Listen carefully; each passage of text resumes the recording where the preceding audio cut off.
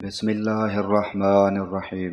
ابو ہریرہ رضی اللہ عنہ نے بیان کیا کہ نبی کریم صلی اللہ علیہ وآلہ وسلم نے فرمایا کہ فرشتے آگے پیچھے زمین پر آتے جاتے رہتے ہیں، کچھ فرشتے رات کے ہیں اور کچھ دن کے، اور یہ سب فجر اور عصر کی نماز میں جمع ہو جاتے ہیں۔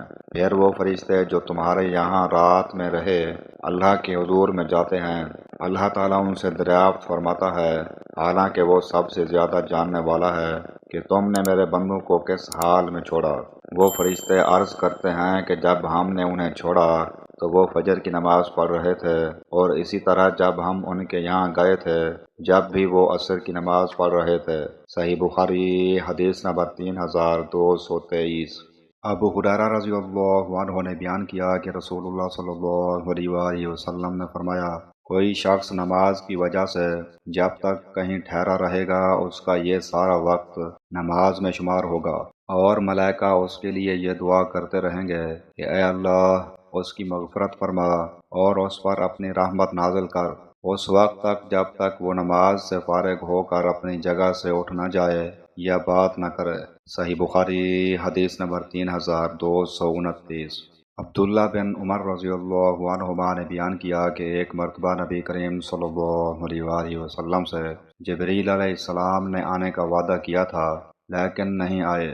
پھر جب آئے تو ان حضرت صلی اللہ علیہ وآلہ وسلم نے ان سے وجہ پوچھی۔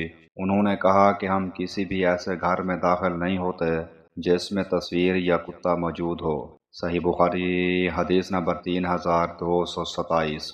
ابو ہریرہ رضی اللہ عنہ نے بیان کیا کہ رسول اللہ صلی اللہ علیہ وآلہ وسلم نے فرمایا، جب نماز میں امام کہے کہ سمی اللہ لمن حمدہ تو تم کہا کرو اللہم ربنا لک الحمد، کیونکہ جس کا ذکر ملائکہ کے ساتھ موافق ہو جاتا ہے اس کے پچھلے گناہ معاف ہو جاتے ہیں۔ صحیح بخاری حدیث نمبر 3228۔